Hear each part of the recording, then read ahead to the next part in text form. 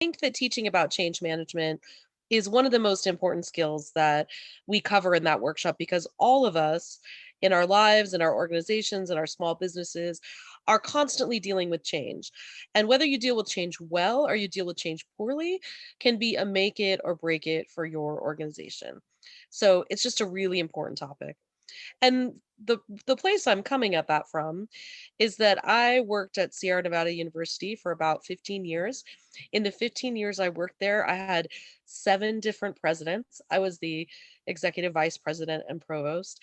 So you can imagine with that kind of leadership turnover, it was a hotbed of change. And I would say also in that same time period, we were probably doing budget adjustments about 3/4 of the time. So if you can imagine those two things together, leadership change at the highest levels and constant sort of budgetary adjustments related to enrollment targets, you can imagine how much I've needed those change management skills over the years. So that's kind of a little bit about my background. And then just layer on top of that the fact that I was working in education, which is one of the most disrupted industries out there, undergoing probably the most serious changes, especially during this pandemic year that you can imagine. So I know because of the year that we've had that all of you are up to your eyeballs in change as well. And we are going to stop and talk in a few minutes about what kind of changes you guys have experienced in this year and whether those changes have gone well for you. So I'm going to go ahead and in the chat and just post a quick a really brief agenda of what we're going to do so you have a sense of the timings and you're not wondering about what's coming next. And then I'm going to take a minute to share my screen so that we can be looking at that screen content while we're talking. So give me 1 second here. Alrighty. So can people see my screen? You can just give me the old thumbs up here. Okay, perfect. So, our topic for today is change management, and we're also going to talk about the role of leadership in change management. And today I chose to focus on John Kotter. And I know that some of you here have heard of John Kotter. He's quite internationally famous for his work on change management. He's a professor emeritus at Harvard. He's actually a researcher in the field of business and leadership writing, which means that he has gone out, looked at thousands of companies, and drawn his conclusions from his work with those companies. He's also now doing consulting and change management for large global companies that are going through very significant change. And I think if many of you have heard of Kotter, you might have heard of his classic sort of 1996 book, Leading Change. And this book is sort of the tome of change management. It's a nice big fat book. If you've got a spare week where you don't have anything else to do, or if you have a chance to take a class on change management, as one of our attendees here today has, digging into leading change and reading that book is going to give you a classic foundation in change management. Now, for example, Kotter is not the new kid on the block in terms of change management. If we were doing a seminar today on sort of the most sexy and exciting change management formats, we might be looking at ADKAR, we might be looking at some of those techniques. But I do think that he really provides a strong foundation for understanding what to do when you have to face a change in your organization. And so what we're going to do in this workshop is we're going to start with the basics of his 1996 change management, which are you'll find in that Leading Change book. And then we're going to come all the way forward to 2014, and we're going to talk about his Accelerate book, which is the yellow text you see here, where he really makes a pretty bold proposition that if we're going to be successful in dealing with change in our industries, we're going to have to radically reform the way our organizations are structured and the way our organizations are designed to deal with change. And so I'm going to take you on like basically a journey across John Kotter's writings on change management and take you from his classic formulation all the way to his newest suggestions. So just a housekeeping thing, if anybody has questions while I'm talking, I'm a professor through and through. I've been teaching for 2 decades. It's fine to go ahead and unmute yourself and ask me if you have a question, or you can go ahead and post in the chat. I'm happy to answer questions as we go. Okay, so here we have an overview of Kotter's 8-step process for leading change. This is the classic formulation, and the colors kind of break it down into 3 stages. You're going to create a climate for change, you're going to engage and enable the organization to change, and then you're going to go ahead and implement that change and sustain it for the future. And I will say, if you don't have a full week to dive into Kotter's leading change book, you don't have that 40 hours to invest in his sort of classic work, that there's a great quick book out there called Our Iceberg is Melting, which is a short little leadership fable that walks through the steps that are outlined in this process using penguins as an example. So who doesn't want that? Nice, quick read will get you through these steps. We'll give you some examples and some understanding. So if you don't have 40 hours, if you have 4 hours, I would highly recommend his Our Iceberg is Melting, which is really a well-recognized book. So here's one of the most important things in understanding what Kotter says about change. He says that the very first thing that you have to do if you're going to be successful in making a change is to create a sense of urgency. And he has an entire book out there on creating urgency, and it's a very excellent read. And what he means by creating a sense of urgency is he means you have to go out to people, you have to engage them both logically, but also at the heart level, meaning you have to engage them emotionally, and you have to convince them that there's a reason that this change absolutely has to happen. That it's important that it happen for survival, that it's important that it happen for success, that if it doesn't happen, that either the organization as you know it or the way of life as you know it will not be able to sustain itself. And he says that if you do not do this first step, if you don't do this foundation work of creating urgency, none of the rest of the change management can work. And so don't skip this step.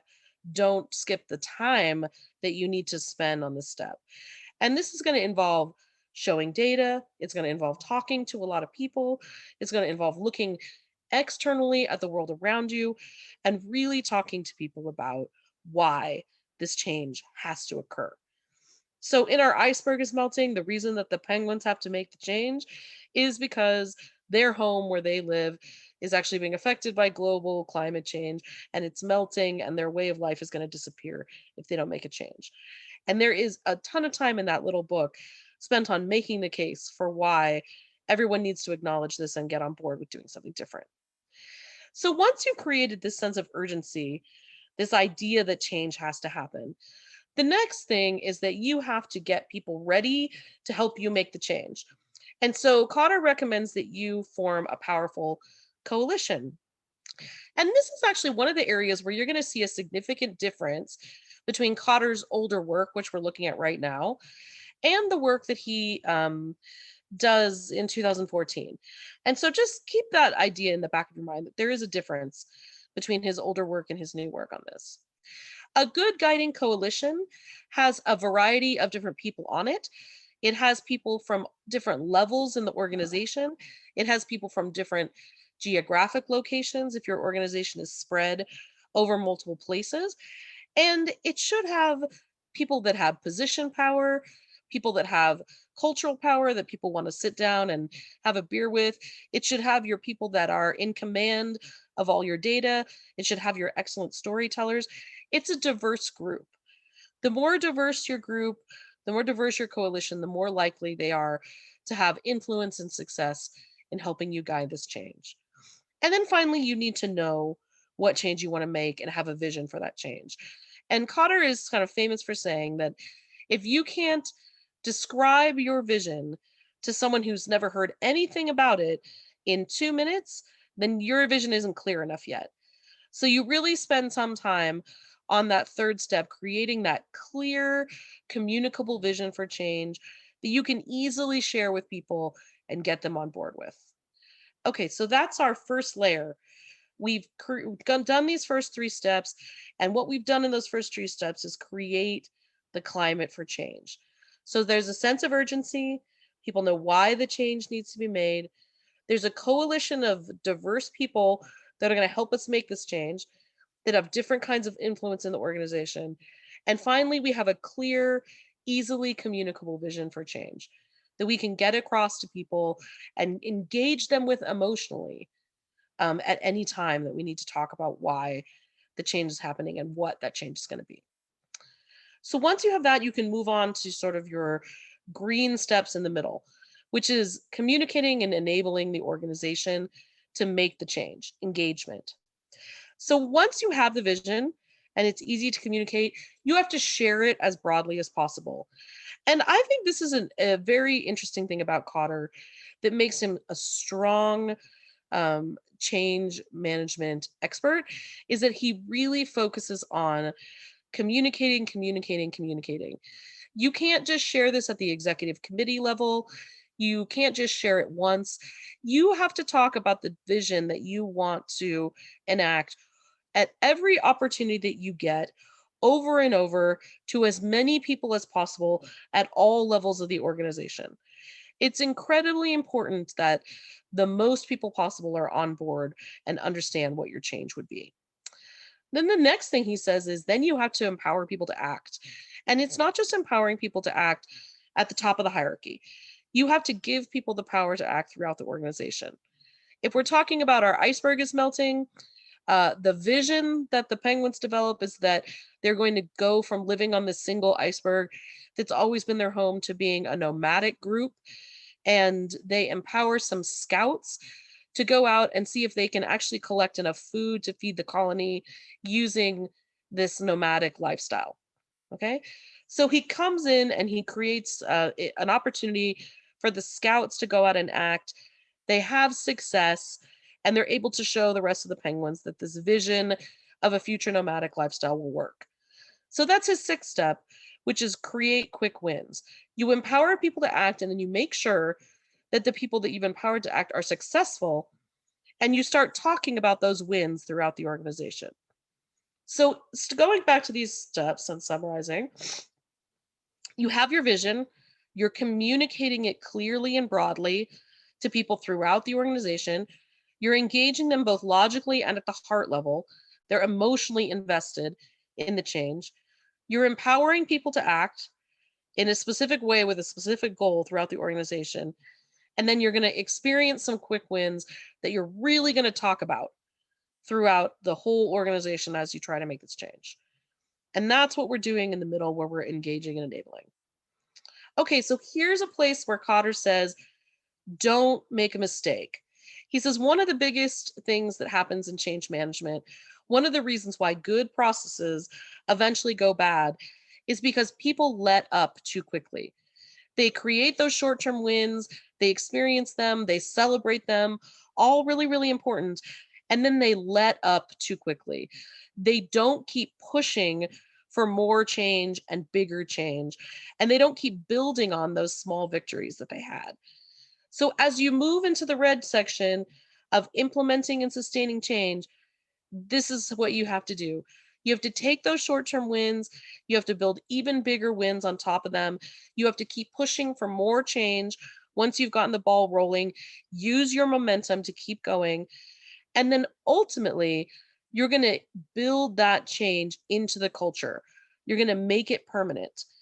And when you make it permanent, Kotter says you move from being in the process of making change to just feeling like this is how we do things here. So when the penguins go from, we're becoming a nomadic culture to that's who we are, we're a nomadic culture, we move from place to place, that's when change has succeeded in Kotter's mind, because it's been completely ingrained in the future of the colony. And in that little book, Our Iceberg is Melting, they do this by getting the colony's school children on board and getting the children to buy into the nomadic lifestyle. And once that's done, he says, okay, it's implemented. So that's an incredibly quick overview of Kotter's steps for change. And I am going to stop for a moment and ask if people have questions about these this 8-step process for leading change. Obviously, we're covering something in about 20, 30 minutes that we could spend an entire class on for an entire semester. But I do want to make sure that we actually understand the basics and we're all on the same page before we go on to the next thing. So can I take questions from anyone? You can unmute and ask me, or you can raise hands.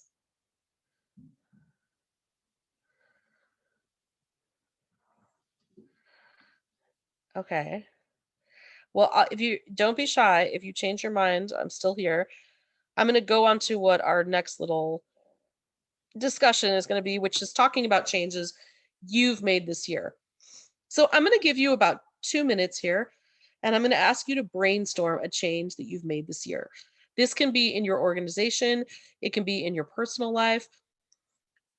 And while you're thinking about it, try to think about whether you intuitively used any of Kotter's steps to implement that change.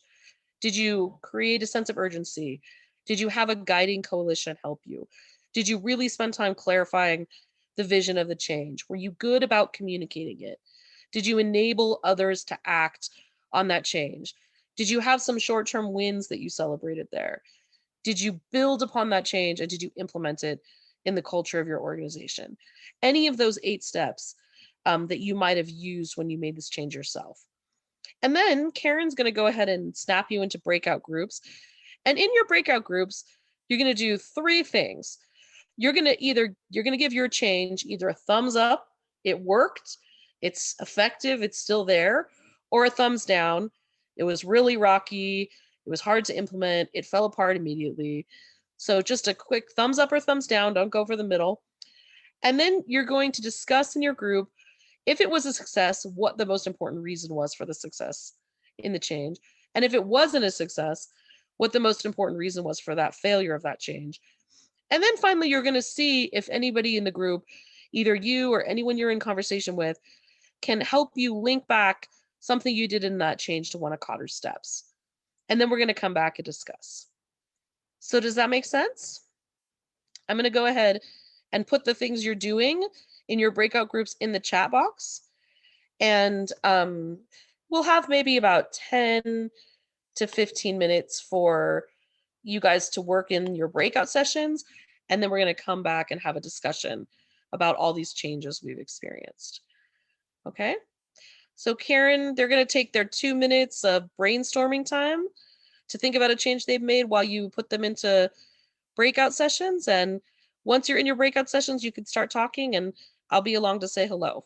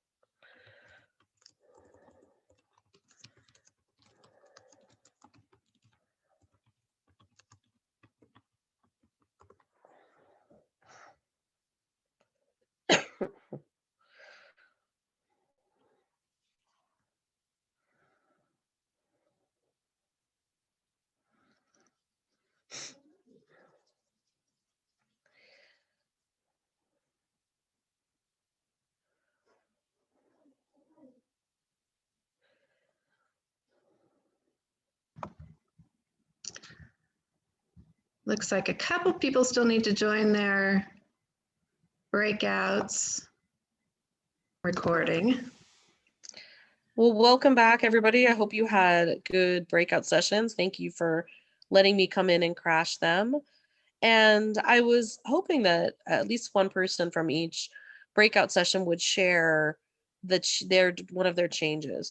So tell us whether it was a thumbs up or a thumbs down. Tell us what the most important factor was in either making it a success or a failure. And then if you could, try to link it back to the 8-step model we were discussing and say, this is the step of the model that really made it work, or this is the step in the model where I think we fell down and it didn't work. And again, thumbs up or thumbs down, both incredibly valuable for learning from. So no preference as to whether it was a success or not a success. So just go ahead and unmute yourself and I will give you the floor.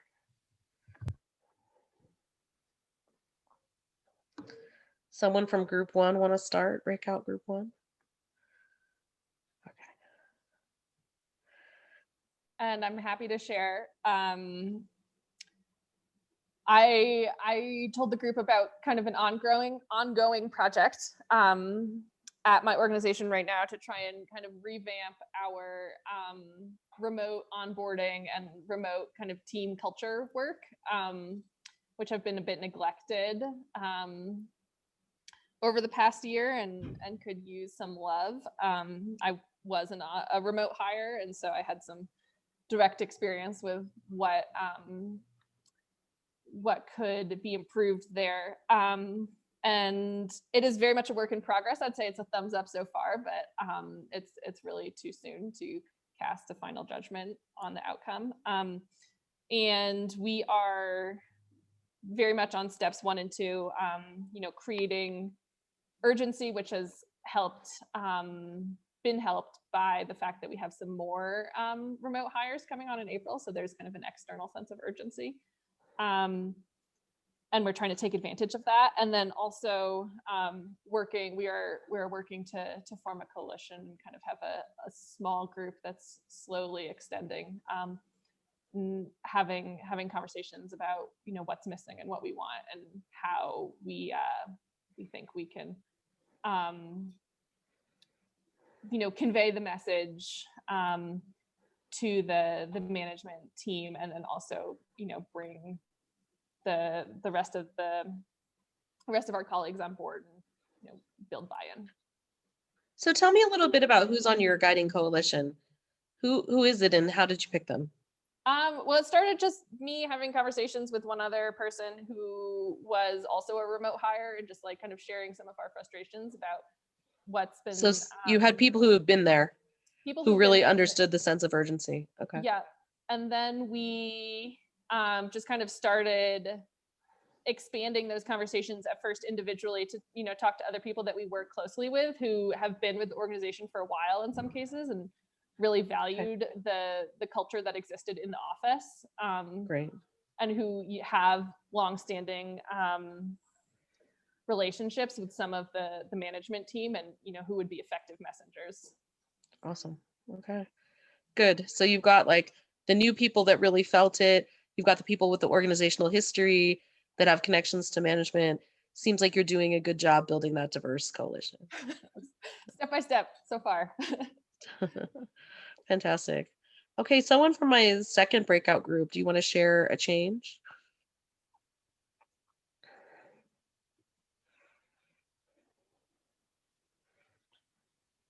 I don't remember what number my group was, but I'm happy to share for our group. Go ahead. That's great. Okay. It doesn't really matter. Yeah. So I'm at Tahoe Dave Skis and Boards. We do ski rentals and retail, and we have 6 locations along the North Shore. And the sense of urgency was sort of forced upon us. We didn't really have to create it. Yeah. And we brainstormed a lot during the shutdown of how are we going to do this even in the summer, and then moving into the ski season. And we talked about delivery service, and we threw all these things at the wall just to see what would stick. And ultimately we decided, no, we're going to keep things the same in the fact that people come to us. We don't come to them, they come to us.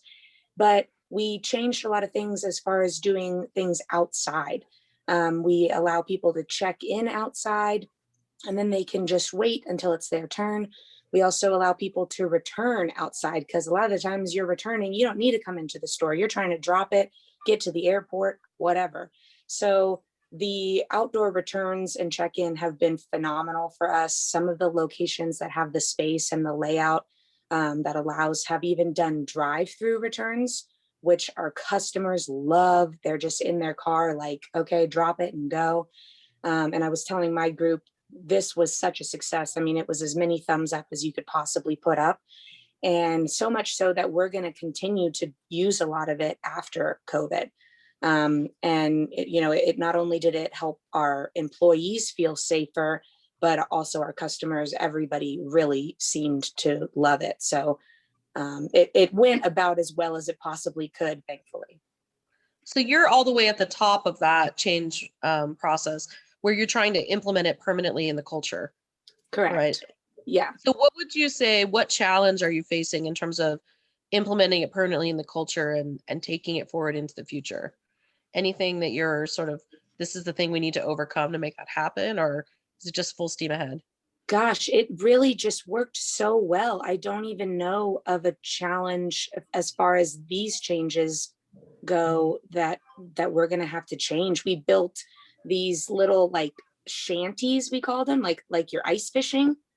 So our employees could stand in there and be warm and greet people outside. And, we had like a velvet rope and somebody at the door that could say, how can we help you? So that people aren't just wandering around the store. We can say, oh, cool, you're going to go into the right. So yeah, I mean, off the top of my head, I can't think of any major challenges. There might be some little tiny ones, but thankfully it worked really, really well. Well, that's great. One of the things we talked about in the small groups was that the sense of urgency that came from the pandemic was often a forced urgency. It was kind of thrust upon us rather than needing to generate it. And now what we're trying to do is figure out which of these changes we want to maintain, which are a permanent part of our culture, and which are the ones that we just can't wait to get away from. So it sounds like you guys have learned a lot about a change that you want to keep permanently going forward. So yeah, I mean, even though over 60% of our locations are in Placer County, which have lessened their capacity restrictions, for this season, we're going to just keep doing what we're doing because it works so well. It's like there's no reason for us to change right now. Hopefully next year things are different, and we can let people into the store, without having to monitor that. But for now, it's like, no, let's just keep this rolling. It's great. they might not want to go back. Yeah, right. It really is. We're very lucky that it has worked so well. All right. Does another group? Oh, Karen, go ahead. Amy, I think you can focus on employee comfort. I think Dave will go a long way to keep you guys comfortable. So that could be your next has focus. Been the goal, and Dave has steamrolled that from the beginning. It's like, listen, we're not, I mean, yes, we want our customers to be comfortable, but our priority number one is our employees feeling comfortable, because if they're not comfortable, we don't have a store. We don't, we have to have employees. So Dave has been fantastic in that across the board with making sure whatever we do, do you guys think this is a good idea? Do you feel comfortable with this? So, I mean, I know that myself and everyone else on the front line really, really value that. All right, let's share at least one more. Does anyone have one to share that was not a success? Because I think that's important to talk about too.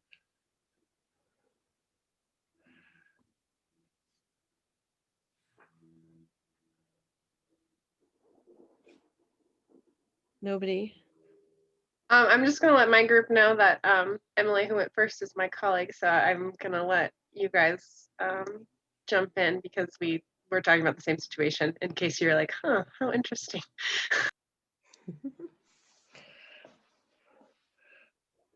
So does someone want to take that over?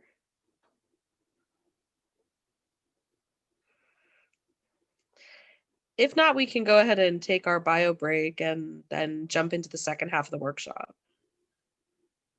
But I'm here to talk about a change that didn't work if somebody is willing to share one. I'll share mine. Didn't work. Okay. So back in June during the Black Lives Matter protests, our architecture engineering office had a lot of people who are feeling frustrated with the outside world events going on, and so got permission from my boss to do a mediation for the discussion of race in our office. Not about race in our office, but discussion within our office about race. So how it applies to architecture and design and things like that. So and it was a big discussion on discrimination in general. And the first one we did, we had so many people wanting to do it that I needed to break it into 2 separate groups. So I did it 2 separate days. The second one, we had one group of people, like we had enough for one group. And then the third one, which happened in the fall, it had fewer people, and the people involved, I got a sense that they were hesitant to want to keep discussing it because of how it might change their interactions with coworkers and with politics and stuff like that. And so after that, we had set some goals to follow up on, and I like followed up on like the 1 month goals, and then I got so busy with work. It's been so crazy. And I passed it off to someone who was really, really, really busy, and it died. So it started out like with lots and lots of people involved, and then slowly dwindled. And also like it was people's willingness to interact also dwindled. So was not, it has not continued. So Kate, I really appreciate you sharing that. It's always hard to share our changes that don't like live up to the expectations we had for them. To me, it sounds like you made it through the first 2 stages of the change process, right? You prepared the way, you had a sense of urgency, you brought together a group, you had some short-term wins with participation and engagement. And then when it got to the point where it's like, okay, so is this now going to be a permanent part of our organization to get together and talk about this? Implementing it permanently into the culture is kind of where it came apart. So in that sort of third phase of change. And I've yet to ahead. see how it play out enough to see if maybe there's like remnants of it, like shadows of it in discussions.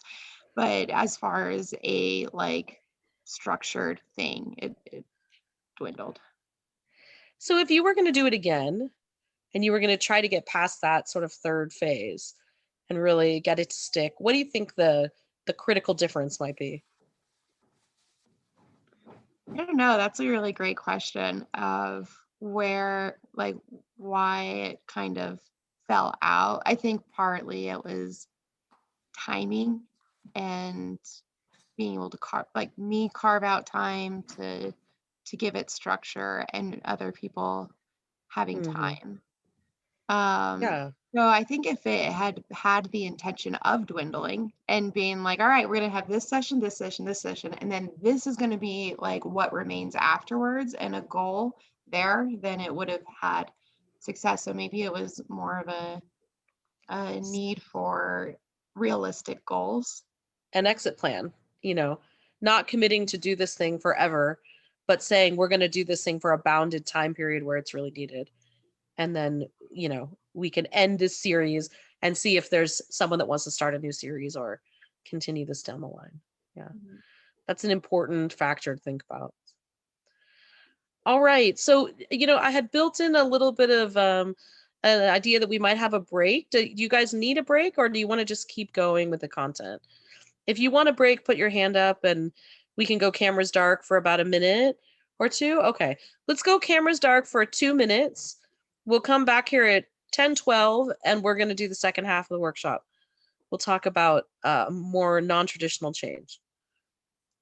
All right, faces back. So part of the workshop, because we're actually moving from classic change management, which is really designed to help us make changes within our organizations that we face all the time.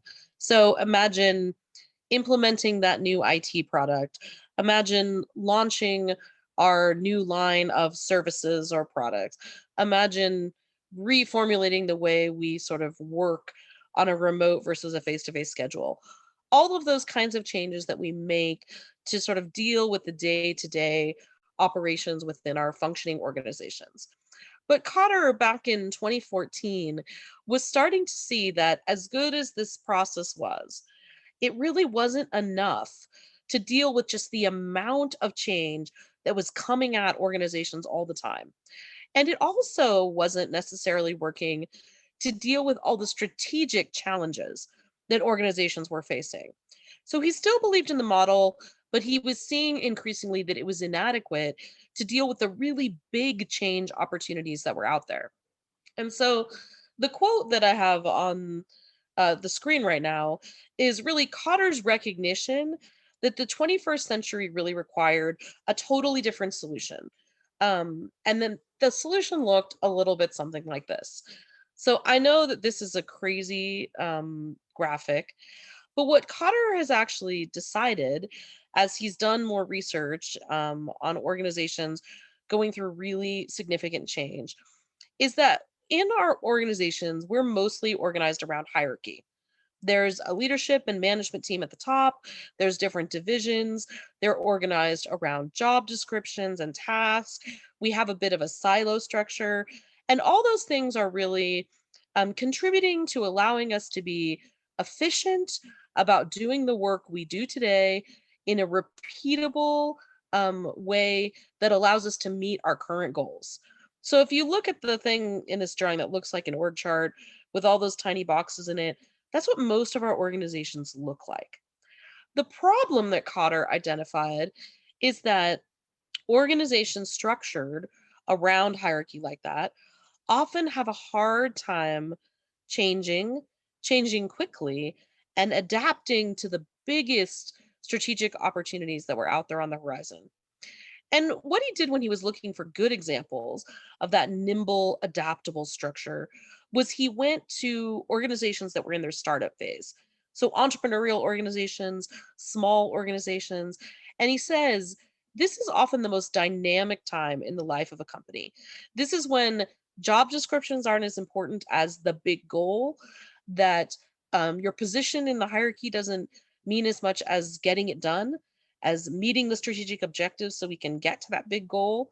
And it's a time when things can be easily swapped in and out in terms of priorities to get us to the big opportunity that we're all shooting for.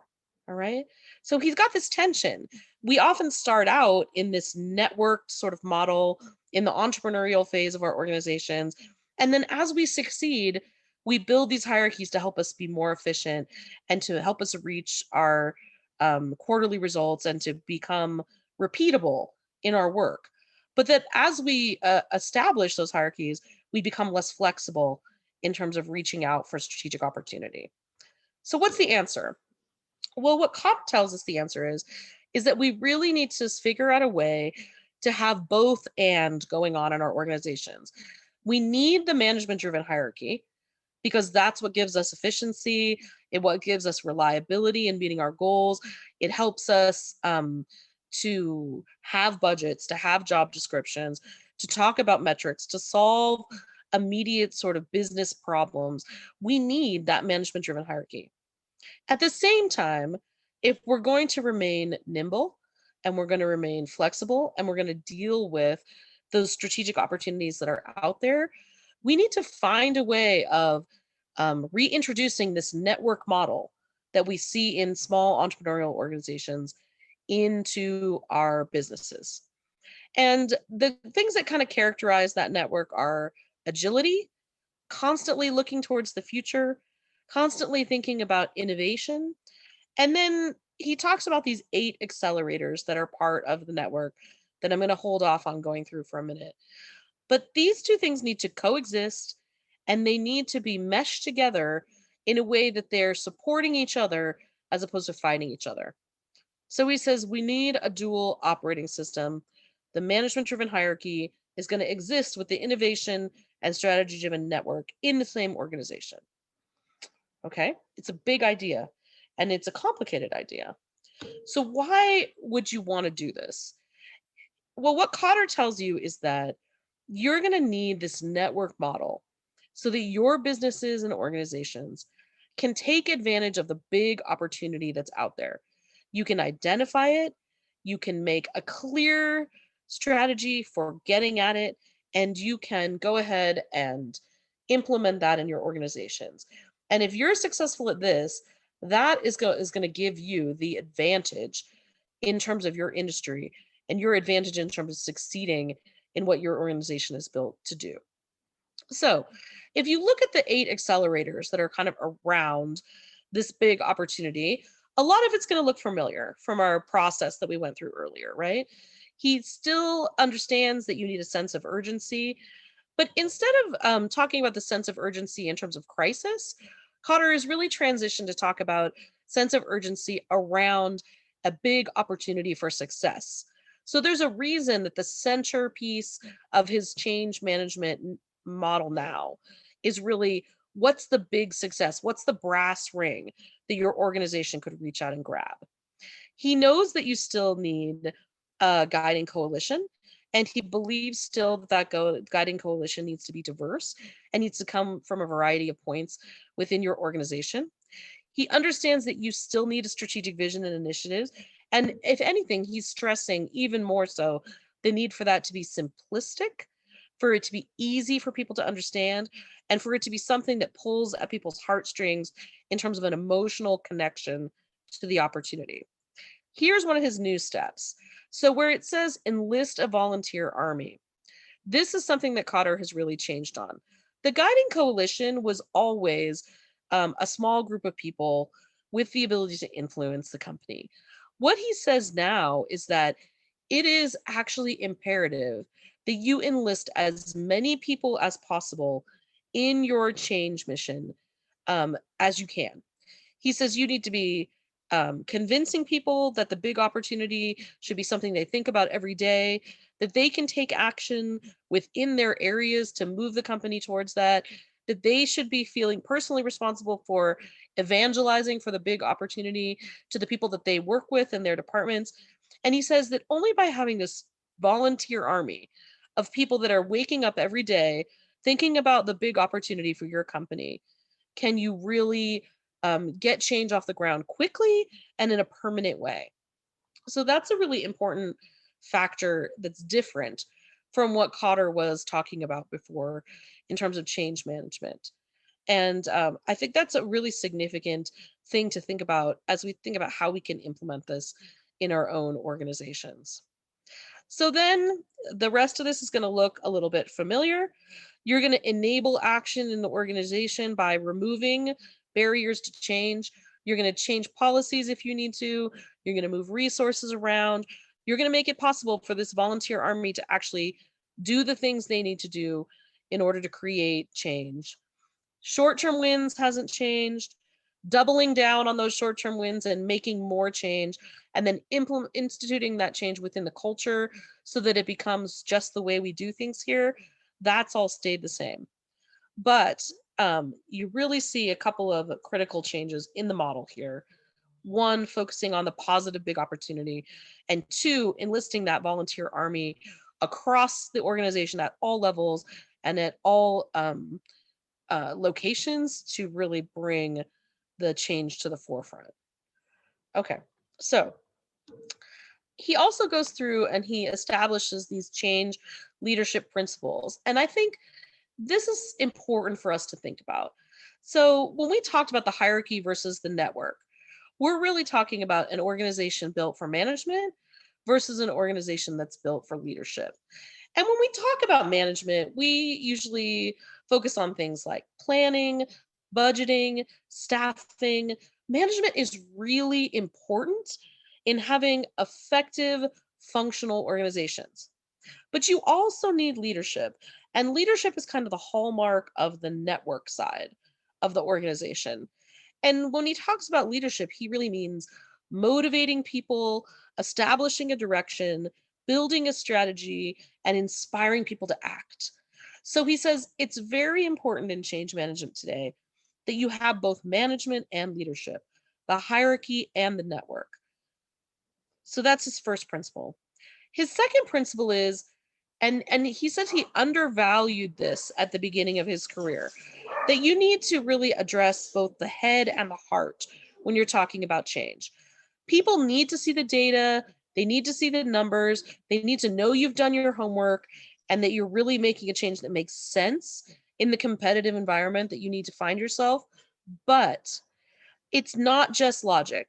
If you can't engage people in your change emotionally, if you can't engage them in understanding really the stakes for your company and for your organization on an emotional level, it's going to be so much easier for them to give up when they encounter barriers. If people are both convinced logically and emotionally invested in the change that you're trying to make, you're more likely to have them stick with you during some of the bumpy times that we always encounter when we're making change. And then his third principle is really has to do with that volunteer army. He says that in the past, what we've done when we formed a guiding coalition is we reached out and we tap people that are effective in our organizations and who are also incredibly busy. And we put another task on their plate for them to execute and said, we really need you. The company needs you. So please step up and do this. And he says that when you switch over and you're working with a volunteer army, that you really, more than assigning people to a task force, you have to inspire them to want to step up and volunteer. And it can't be top down. It has to be emotionally motivated. It has to be because they really feel like what they're doing can make a difference in the life of the organization. It's a want to versus a have to psychological model. And that's incredibly important because one of the things that Kotter tells us about this network model is that people will volunteer to participate in the network side of the organization, in the strategic side of the organization, because they want to help the organization, but it's on top of their regular jobs. You're not hiring a bunch of new people. These are people that are already in the organization. You're not bringing in a bunch of external experts and consultants. These are people that already work for you that are willing to do this on top of their daily work because they want to and they see the future that you're describing to them. And then finally, his last leadership principle is you really want the diverse many. The guiding coalition really was characterized as a select few. It was diverse, but it was small. And he says that instead, he now understands that the broader the base of support, the broader the group of people that are involved in this, the more effective it is. And the more people that are involved, the faster they can get work done, and the more work they can get done, and the more likely it is to stick within the organization. And if you have a wave of people, then you have the ability to remove barriers quickly. So that's kind of Kotter's new perspective on this. I think it's a very interesting one. And then here is a way that we can kind of compare his older 8-step process with his current sort of focus on acceleration and the dual system. So in his 1996 book, Leading Change, we had a sequential process. When you and I talked about it, we went through the 8 steps, said, here's the 3 phases, move through them, and you'll affect your change. We had the small guiding coalition, and it was designed to function in the sort of normal management environment. Fast forward to 2014, where Kotter's looking at the world and saying, we have to really approach change in an entirely different way. And he is saying, okay, this is not just for picking a single change at any given time and achieving it. We always need a change management process in place. We constantly need a part of our organization that's looking externally towards the future, towards that big opportunity, and trying to make sure that we're always staying ahead of it. Then he says we're going from a small, powerful group to a volunteer army. We want as many people in the organization as we can to be on board with making this change and working at whatever level is appropriate for them to make change happen. And then finally, instead of really being designed to function in a traditional management process, it needs flexibility and agility to be successful. And so if you're going to compare and contrast what Kotter was saying in 1996 with what he's saying today, these would be, I think, the critical differences here between his old process model and his new network model. Okay, so I'm actually going to stop on this slide here, and I'm going to stop sharing my screen so that I can answer questions for you about the Kotter model. All right, so what can I answer in terms of concerns or questions about this idea of building a dual process system within our organizations? One that's about doing the work that we need to do today in order to meet our current goals, and one that's about looking toward the future and really saying, what do we need to do to be successful tomorrow? Shannon, I have a question. Yeah. It seems like kind of in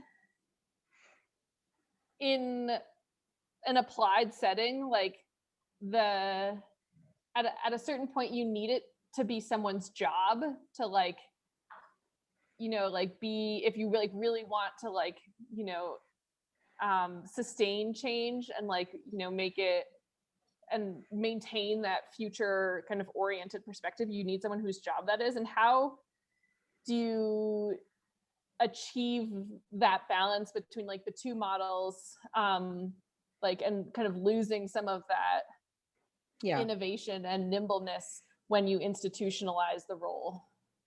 So I think that what Kotter would say is that if we really want to be successful at change, rather than sort of bringing in, you know, your vice president in charge of strategic initiatives, that what you really have to do is make it 10 to 15% of everyone's job rather than hiring a position that's responsible for it. Because he's really become convinced between 1996 and 2014 that if everyone in the organization isn't bought into the big opportunity and they're not constantly working at the level that's appropriate for them to make that big opportunity possible in their areas, then it won't happen. That no matter how good that VP for strategic initiatives is, they're one person and they just don't have the institutional knowledge, the institutional influence, and the numbers to make change happen fast enough.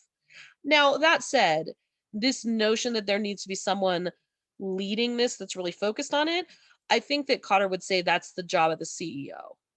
So whoever the head of the organization is, it has to be absolutely critical to their life and work that they're holding together the two sides of the organization, the traditional management hierarchy and this strategic network that's being created, and keeping them aligned, keeping them in communication, making sure that they're both pushing towards the same outcome at the end of the day. And the CEO has a investment in that, because if the big opportunity is achieved, that's what's going to keep their organization healthy. It's going to keep their organization competitive. It's going to keep them moving forward. And he says, if you're not constantly moving forward to that new goal, you're falling behind. That's the nature of the pace of change in our world today. So did that help? Definitely. He did describe, you know, in the company profile, he has a whole chapter where he goes through the implementation of this network idea at a company. And he says that people applied to be part of this network group, the strategic group, and they got hundreds of applications for something like 35 spots. And it was very, very clear in the application that it was on top of their normal duties. They had to actually write about how they were going to manage their existing responsibilities on top of this work. And they asked them why they were passionate about doing it. And he said that that want to model really took over. People were emotionally invested in the future. They knew that succeeding at the big opportunity would make the company a better, more exciting place to work. And they made it happen. So I thought that was interesting, because I don't know that we always would believe that would be true. But yeah. What other questions can I answer?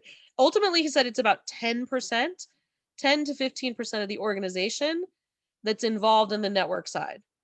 So, and then they become ambassadors for the strategic change and for the big opportunity in their area. So, Kate. So in a smaller organization where you have 40 people, are you then devoting 10% of each person's time in it, or is it like, how do you balance that with a smaller one and with hourly people who are not salaried? Yeah, I mean, I think people will be involved at the level that makes sense for them. So depending on what they do, they're going to have a different like level of engagement. If you're a C-level position versus a volunteer in an organization, you're going to have a very different relationship to the big opportunity. But I do think that he would say that you have about 10% of the people in the organization that are part of this network that are constantly thinking about how to achieve the big opportunity. And they're doing that on top of their regular jobs within the hierarchy. And then beyond that, they are constantly talking to others that work for them, the organization, that they interact with about the big opportunity, so that the whole organization is aligned around that big opportunity, even if they're not necessarily part of this network that's working towards those solutions. So it's about, we used to talk about having a consistent vision throughout our organization and having an sort of organizational alignment around that vision. I think this is very similar to that, in the sense that everyone at every level of the organization has to be aware of the big opportunity and how the work that they do contributes to achieving that big opportunity in the future. And big opportunity, that's not necessarily like a single one. That might be like with Tahoe Dave's doing like 17 different things initially to try things out and then focusing in, or? Yeah, I mean, there was definitely a strategic planning process described in the text in his case study, where he's like, okay, they sat down and they said, here's what we're going to do. We are going to be more effective in the Asian market. We're going to have our turnaround time for getting products into the field, and we're going to deal more directly with direct distribution of our product, right? So they had like 3 things, but they're all about market share, right? They would say that we're going to take over market share by being more effective at direct distribution in the Asian markets, right? So it's got to be almost that simple. It's got to be something that you can really encapsulate in 2 minutes. Because he was saying, if you have a vision that can't be communicated in 2 minutes to anyone in your organization, you're not done refining your vision. Even though you have these like sub-strategic initiatives that people are working on to make it happen. Because making it happen is always more complicated, right? So, but. Do you have any thoughts, Shannon, on how kind of to apply this in a super small organization where most folks are like already working at or beyond kind of their capacity? I think, yeah, probably I think Dean that of like Tahoe, not what the we only one in that situation. what we stop doing is as important as what we do, right? So you always have to be mindful of people's time, and the you don't want to burn out your staff. You don't want to stretch them beyond their capacity. You don't want to give them more work they can possibly do and put them in a position to have to pick and choose between their responsibilities, right? So you have to be realistic. I think as a leader of an organization that's very small, you need to be able to prioritize and say, okay, it's nice that we're doing this thing over here, but it's not actually moving us forward as an organization. It's not positioning us to be more successful tomorrow. It's not positioning us to serve more people or sell more product or be better at our mission. And so we need to stop doing this thing over here so that we can push forward on this big opportunity that's really going to make a difference in what our organization looks like in 5 years.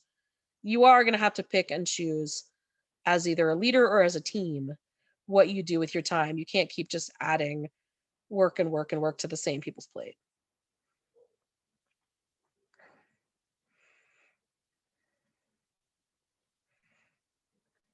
Okay. I think I have time for a last question or two about his process, this dual operating system, and then we can actually talk about what this could potentially do for us within our organizations.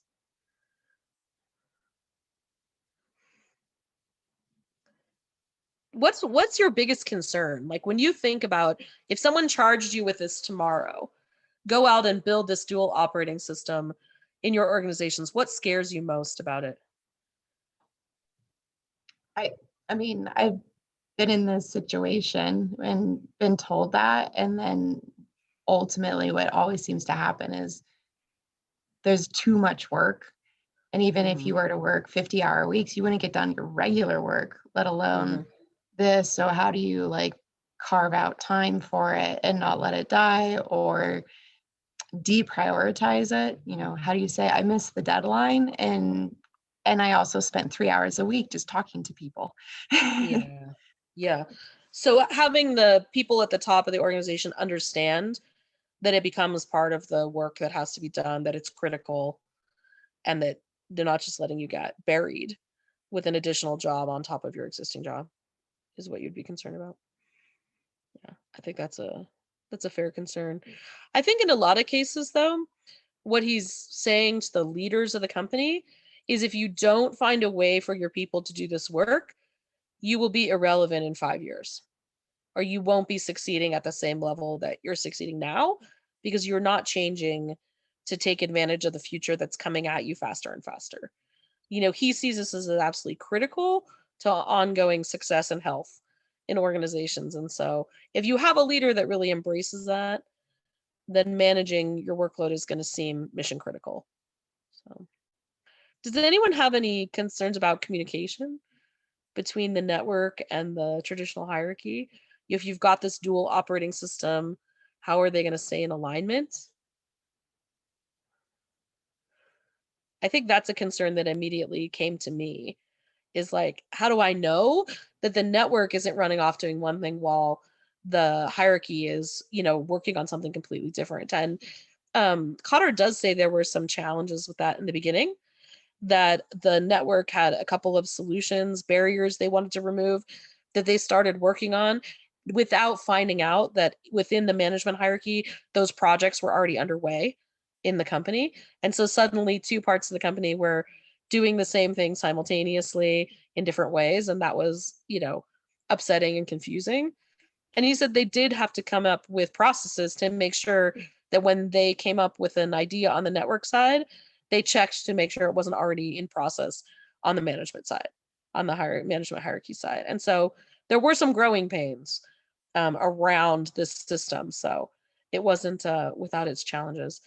And he said that one of the ways that he really helped the company overcome that was making sure that the communication between the traditional executive team and the strategic network that they were building just was constant and improved, you know, day over day, so that they were really talking all the time about what was going on and keeping each other informed. Back to the emphasis on communication in Kotter, that I think is such an important part of change management process for him. One communication question I had was communicating wins at different levels and how best to do that. That was not clear to me in the text. Absolutely. So I think that one of he's talking about a pretty traditional organization. A lot of us work in nonprofits and other fields, but he had that increase in the Asian market share was really significant. It went from like a 25% increase to a 65% increase.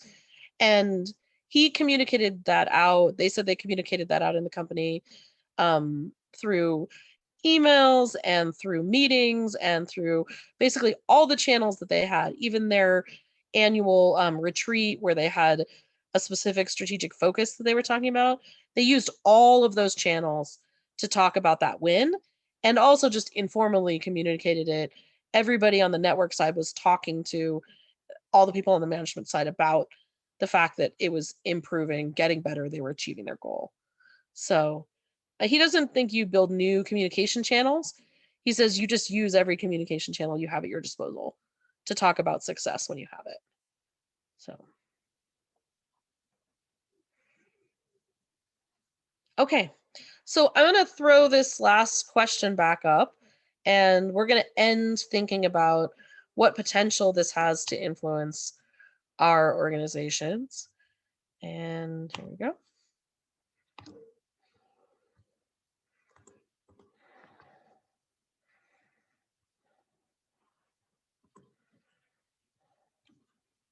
Oops.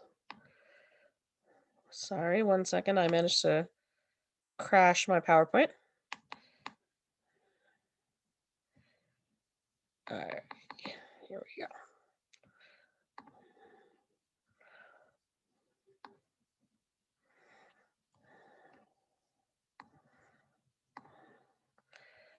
All right. All right, so the question we want to end with is, how could having this nimble change management machine really change our lives within our organizations? And that's what I want us to end on. So thinking right now about your own organizations, what would it mean for you to have a volunteer army of change agents within your organizations. What kind of benefits could such an army of change agents produce? And what, if any, part of this system seems like something that you could implement that would make sense within the organizations you're from? I think we were going to go into breakout sessions and talk about this, but I think that we have a manageable enough group that we can just kind of have a conversation. So I'll invite any of you to comment on any of those three questions. What would a volunteer army of change agents look like? What benefits could it produce for your organization? And how could you start implementing the system if you wanted to? So just go ahead and unmute and make any comment that you like, and we'll let the conversation go from there.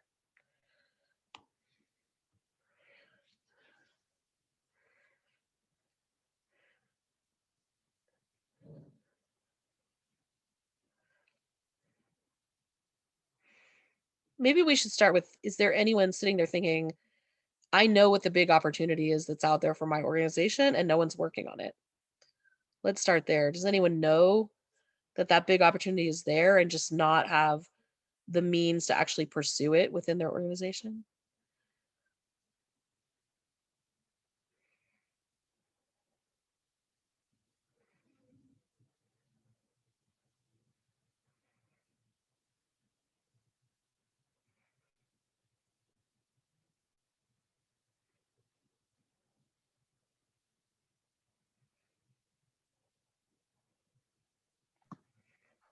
No future opportunities are out there on the horizon? Or you guys have got it, you got it handled?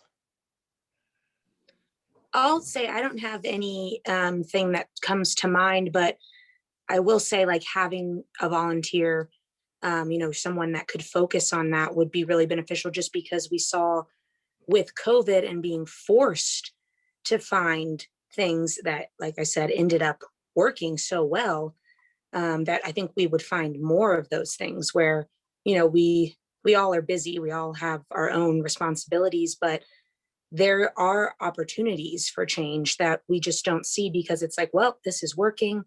But having that volunteer, that person that's actually there to focus on that would bring those things to the surface. So Absolutely. even though I can't brainstorm about what it is right now, I know there are things because we already found them within the last year. Yeah, I think that's what makes this question tricky, right? Is we have change fatigue right now. We were thrust into a situation where we all had to make, dozens, hundreds of changes within our organizations just to react to what was happening around us. And so the notion that we might want to go looking for a change right now feels utterly exhausting. But the reality is that in our small groups earlier, we talked about how instrumental the pandemic was in just throwing out all the conversation about how it had been done before and allowing us to start from scratch and thinking about the best possible way that we could do things within our organizations. And we can't rely on a conveniently timed pandemic to do that for us in the future. So we need to start thinking about, as we emerge from the pandemic and we recover from change shock, what is it that we're going to do in our organizations to plan for systematic ongoing change in the future as we go forward? And so I think that's kind of what this is asking us to do, is to think about what does that look like and how does it work? Shannon, Yeah. could you talk about possibly how nonprofit organizations with boards of directors could benefit from this? I'm thinking of the Tahoe City Downtown Association, and I think Kylie's on the call, and having been in her position, I know that they can't take on any more work, but the board certainly should be looking at things like this. So can you speak to that a little bit? Yeah, I think that, one of the most important functions that a board has for an organization is to think about that strategic timeline that's 2 to 5 years down the road. So, when you actually fill your board with people, when you put people on it, you want people that are really good about strategic thinking and that are able to look to that future and make sure that, in addition to getting the daily work done that our organizations have to do, we're thinking about how we're setting ourselves up for that future that's 5 years down the road. And I think that you could actually use this model with a board as long as you're mixing board members together with people in the organization that have a lot of knowledge about the daily work on the ground. Because board members don't have as much of the day-to-day detailed knowledge of the organization as people within the organization have. And so they've got to work together on that. But putting together your board and your management team and your organization to really talk about what is the big opportunity for you in your industry right now, or 2 years from now, or 5 years from now, is an incredibly useful process for your board to go through. Because again, if you're not setting up for that 5-year future, you're getting behind. And I think that's really what Kotter wants to take away from this.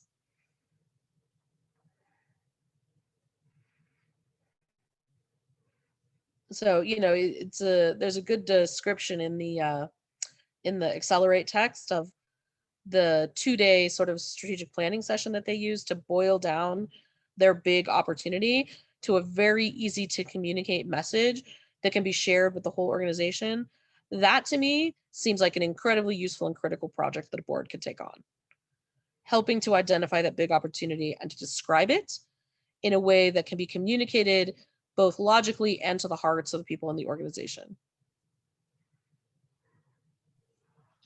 I think it's kind of hard right now to be able to predict change just because of how, like a year and a half ago, if you had run every sort of prediction, you would not guess anywhere that we would be in this current state. So then thinking about like 5 years from now, it's sort of hard, especially in Tahoe, like, are we going to see a mass exodus in a few months or not? And not knowing how that's going to go, of like people living full time up here. And, you know, if so, how does that change things? And there just seems to be like a huge number of variables.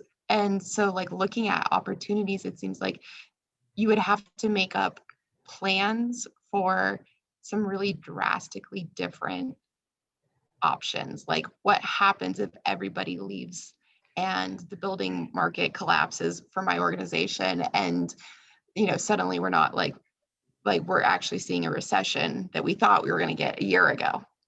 And then or what happens if all these people stay and none of the staff can afford to live here anymore? That's like a different set of challenges. So like, and they have nothing to do with one another other than the fact that it's all dependent on whether the people who moved here stay here. But that's actually not a bad thought exercise, right? You know, No. you don't have to build out a 100-page business plan for each of those eventualities, but you could spend an hour talking about each one of those extremes in a retreat and saying, okay, so what does our organization do in response to each of those extremes? Right? Let's like brainstorm what our organization looks like in this scenario and in that scenario. Don't build it out. Don't like fully flesh out the response, but at least have it be, you know, on your radar that there is something to consider there. I think for me, where I would start though, is like, okay, all the changes that you've made during the pandemic, so in the last 12 months, which ones are going to stay and be permanent? Which ones are you going to let go? Which ones are your customers going to keep demanding and wanting? Which ones are your staff going to keep demanding? Like, how is your business going to change? And how is it going to remain in sort of pandemic form as the culture reopens? That might be a place for just getting my hands around change that I would be starting right now. Yeah, because a lot of people are makes like, it hard to like have that one central, like, this is what our organization is reaching towards thing. Are we reaching towards protecting against like insulating for a exit, or are we like growing as an organization? Are we going to hire 50 people? mhm, absolutely. I mean, deciding between those things is kind of the nature of strategic planning, right? You look at the data, you look at all the information that's out there available to you, and you make your best, most educated prediction about what the future holds, right? I mean, I think that's a tricky thing to do.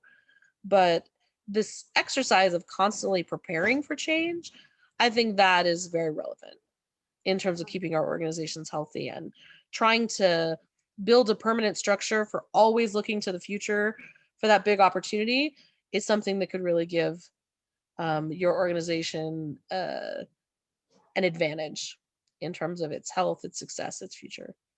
Yeah, I do think it'd be beneficial to review the changes and kind of go through what stays, what goes, what makes monetary sense and what makes sense for the employees.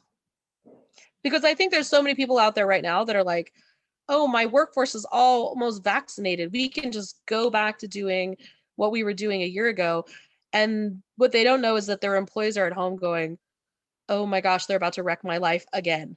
Yeah. I thought they were ruining my life when they moved everything remote, and now they're going to move everything back to the office, and I don't want to go back to that. And I'm not sure the companies are fully.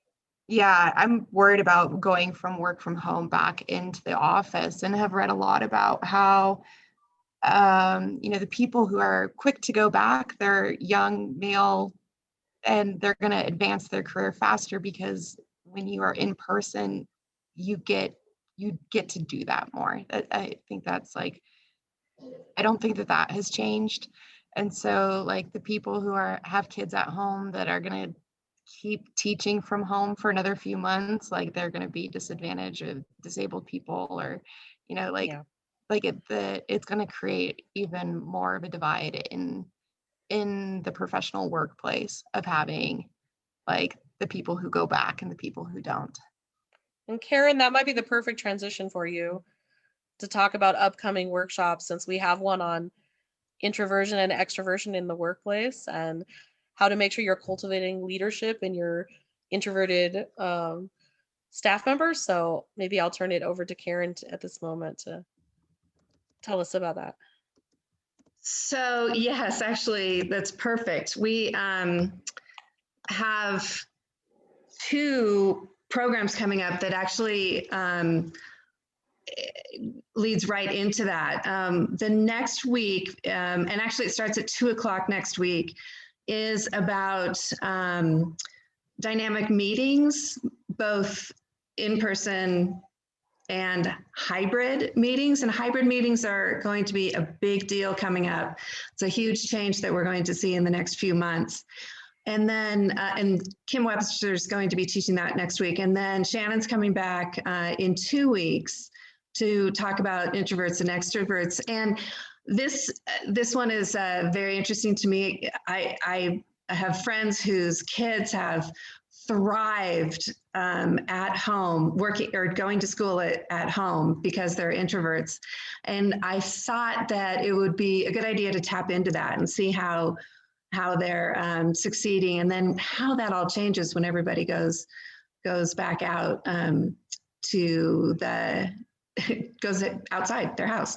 So Shannon, I'm excited to see that one from you in 2 weeks. In the meantime, though, we've got a very, very quick exit survey in the chat room. So if you all wouldn't mind filling out the exit survey, I'm also going to email it to you all. We appreciate it because it gives us some feedback on what we're doing. And Shannon, do you have any closing thoughts?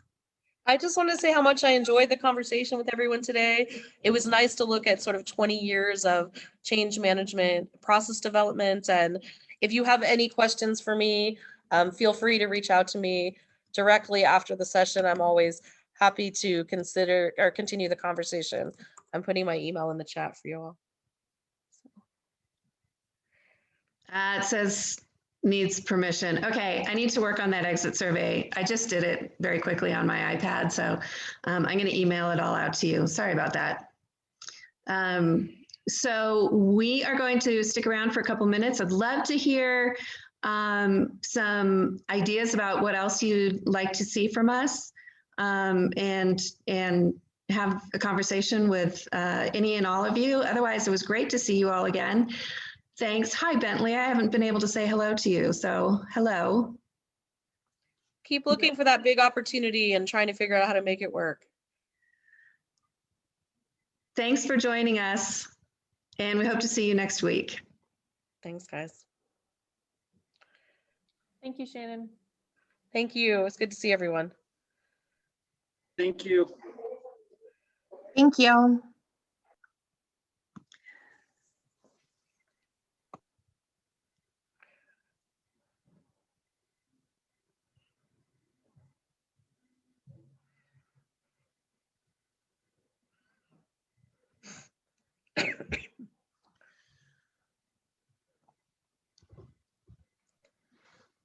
Yeah, so the exit survey, I moved to my iPad and have to work on it a little bit more. It's just 5 questions, so.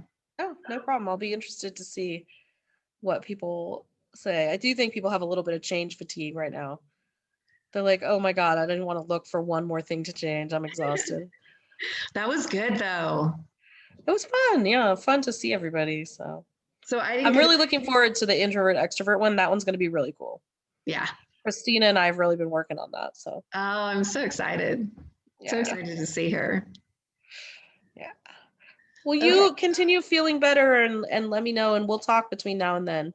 Okay. Sounds good. Let me know what people say in the exit survey so we can adjust. Yes. Perfect.